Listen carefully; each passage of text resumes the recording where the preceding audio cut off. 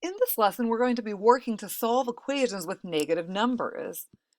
So our goal today, I can use the idea of doing the same thing to each side to solve equations that have negative numbers or negative solutions. Let's get started right away solving an equation that has some negatives. All right, this equation, we're trying to get x alone. We'll want to get rid of this plus 8 first. To undo adding 8, we can subtract 8.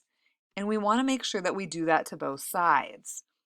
Remember that subtracting 8 is the same thing as adding negative 8, and 8 plus negative 8, or 8 minus 8, equals 0. So on the left, we just have negative 5x, and on the right, negative 22 minus 8, or negative 22 plus negative 8, is negative 30. To get x alone now, I want to undo multiplying by negative 5. To undo multiplying by negative 5, I can divide both sides by negative 5. So negative 5x divided by negative 5 just equals 1x, or x. And negative divided by a negative is a positive, so negative 30 over negative 5 is positive 6.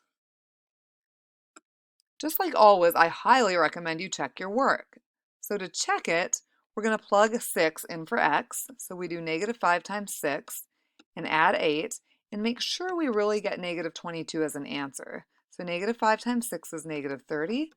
When we add 8, we do get negative 22, so that's good, it checks out. Okay, second equation, negative 3 plus 1/4 x equals negative 10. All right, I'm going to solve this by doing the same thing to both sides. I want to get rid of that negative 3 that's being added to 1/4 x. So to get rid of negative 3, I can add its opposite, positive 3, to make that equal 0. So I'm going to add 3 to both sides. Negative 3 plus 3, that's 0. So on the left, I just have this positive 1/4 x. And on the right, negative 10 plus 3 is negative 7. All right, we haven't seen fractions too much before, but a little bit. So if I'm trying to get x alone and it's being multiplied by 1/4, you could divide both sides by 1/4, but that's the same thing as multiplying both sides by 4. I highly recommend doing this because it makes it a little bit easier. When we multiply a number by its reciprocal, we just get 1. So 4 times 1/4 x is just x. Negative 7 times 4 is negative 28. Again, we should always go back and check our work. So if I have negative 3 plus 1/4 times negative 28, I want to know if that really equals negative 10. So order of operations, I multiply 1/4 by negative 28 first. 1/4 of negative 28, that's negative 7. So then I have negative 3 plus negative 7, that's negative 10, just like I wanted it to be.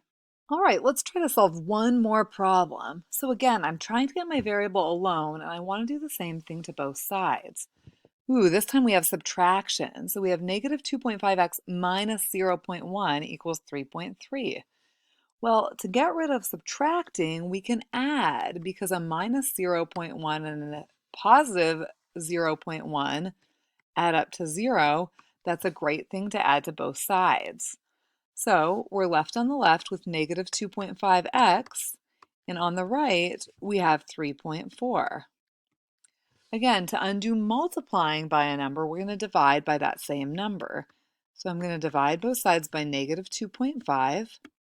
Well, negative 2.5 divided by negative 2.5 is just 1. So we have 1x, or just x, equals, positive divided by a negative is a negative, and we have negative 1.36. So just a little equations recap. Even when we have negatives, we do the exact same thing that we've been doing. We're trying to get the variable alone by doing the same thing to both sides, and we always undo using reverse order of operations. And again, don't forget to check your work.